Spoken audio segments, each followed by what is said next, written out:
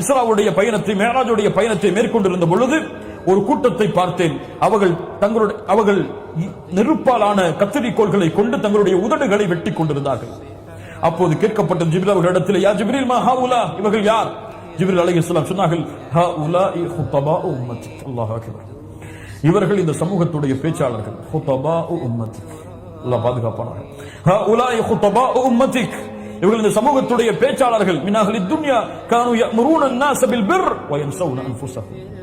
இவர்கள் மக்களுக்கு நன்மையை ஏவினார்கள், ஆனால் அவர்களை மறந்து விட்டார்கள். வஹும் யத்லூனல் கிதாப் அஃபலா யஅகிலூன், அவர்கள் அறிவு பெறவில்லை.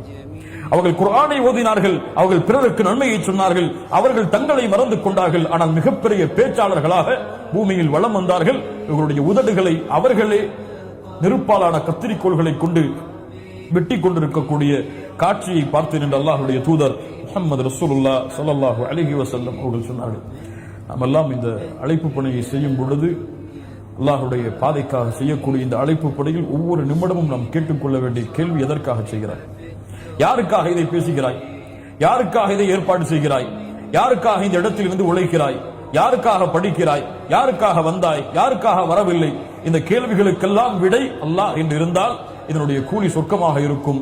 இதனுடைய பதில், நான் என் திறமையை வெளிப்படுத்துவதற்காக அல்லது என்னை மக்கள் புகழ்வதற்காக என்று இருந்தால் இதனுடைய கூலி நரகமாக இருக்கும். அல்லாஹ் ரப்பல் ஆலமீன் நம்மை பாதுகாப்பானாக.